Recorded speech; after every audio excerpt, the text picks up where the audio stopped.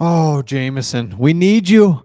We are going to need you for sure. Okay, let's take a look at his stats. And then, actually, before we do that, um, let me know in the comments your Detroit sports fanhood. So for me, number one is the Lions. And then number two, and not even close, really, it's kind of like Pistons, Red Wings are right there. And then way down's the Tigers. That's where I'm at. Let me know in the comments where you're at with that because we talk Lions here and Pistons, but right now it's all Lions. They are everything that everyone's talking about. Okay, here's Jameson Williams stats. I'm going to talk about how haters keep kind of coming at him and why it's like, come on, this dude will get it. So stats aren't great, but here's the thing: he's played 3 games. He's played 3 games last year. I don't even count last year, and then he was suspended. Now he's back. So Panthers gets worked in there. Okay, wow, 2 yards. Ouch, didn't realize that. Um, yeah, because he had so he had a long of 4. Anyway, that's a confusing stat line right there. But next you've got the Buccaneers. He had that one long catch that was a huge game-changing play. Okay, let's go. And then the Ravens. Oh man, that was bad. Didn't look good at all in a lot of different ways. So he had right here it says he had that big touchdown against the Buccaneers, and then in the Ravens, he hasn't seen much of the game. And then when the Lions really put him out there, which it was really cool to see, like, all right, let's get Jameson out there. Let's make something happen. He had multiple drops and had a really bad play where the ball bounced off his face and didn't even have his hands up. Is it a confidence thing? Is it a skill thing? Is it not being a deep threat? Are they better off, just having St. Brown and Khalif Raymond in there? Like, what is the deal? And this article really goes into what's the problems, what could be the problems, and we'll go back to that article in just a second. But and let me know your thoughts in the comments. But for me, he's 3 games in. He's 3 games into his career, and when you compare that to Amon-Ra St. Brown's stat line from 2021, you see some interesting things, and I'll pull that up right now. It's like it takes receivers half the season to get to where we think they should be, right? So it's easy to just be like, come on, what the heck's wrong with this guy? But at the end of the day, and I'm pulling it up here. At the end of the day, it takes multiple games for a receiver to get just used to the quarterback and the whole thing. So when you look at Amon-Ra St. Brown, it took him until midway through the season when the Lions started to play well and he started to play well and he was in the backfield and he was running the ball and he was getting used more. I mean, it took him 10 games to really get into something. So let's say it takes Jameson Williams 4 games, 5 games, right? Like go through this first couple stretch here and then we hit the bye after this Monday night football game. Then we can start talking about, okay, this is where he's at or not at. But until then, again, maybe I'm crazy, but I continue to chalk it up as like he's just not. He's still young in this season or in his career. Did not play last year he did, but he was he was injured last year. You got to wipe last year away, and he's only 3 games into a season now. Everybody else is just humming on all cylinders. Amon-Ra St. Brown is an absolute star, so it's like, come on, why can't he do that? It's like, well, St. Brown's a star. Khalif Raymond, the coaches rave about. Josh Reynolds is like an 8-year vet.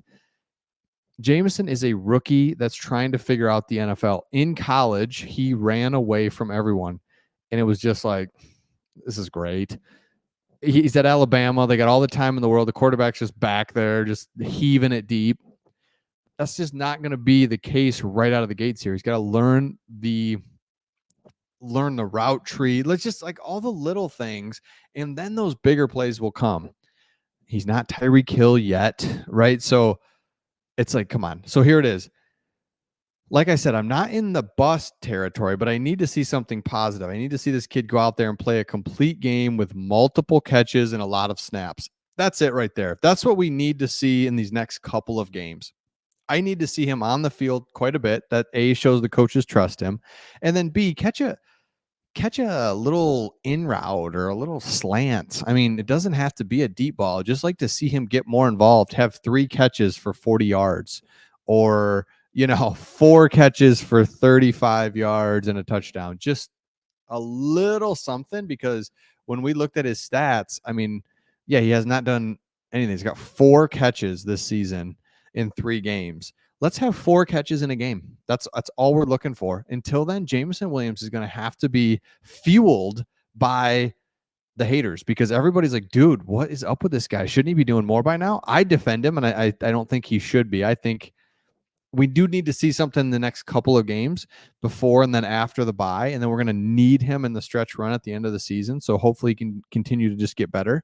And Ben Johnson keeps saying that, hey, look, he's just putting together good practices. He hasn't really been able to practice. He was injured last year, then suspended. So he's only 3 games into his career. That's the way we have to look at this. And if he can get it going, man, it'd be awesome. So here's the final thoughts here. Even if it's not a highlight reel, just what I was saying, it would just be nice to see an idea of what it would look like as a full part of this offense, as opposed to a guy that comes in for a deep shot here and there.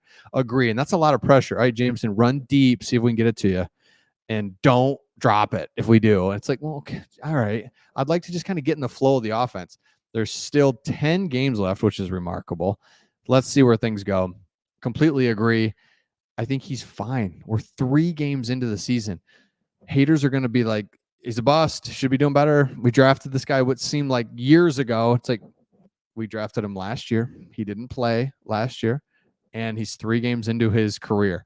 So while the Lions team is in full tilt doing their thing, he's just coming in trying to figure this out. And I think he's that good where Ben Johnson, Dan Campbell are trying to get him involved in some way, but it's like he's just not there with the details yet. And again, we're looking, and you really appreciate it because you look out there, and again, you see St. Brown, who's a top 5 receiver in the league. Josh Reynolds has been in the league.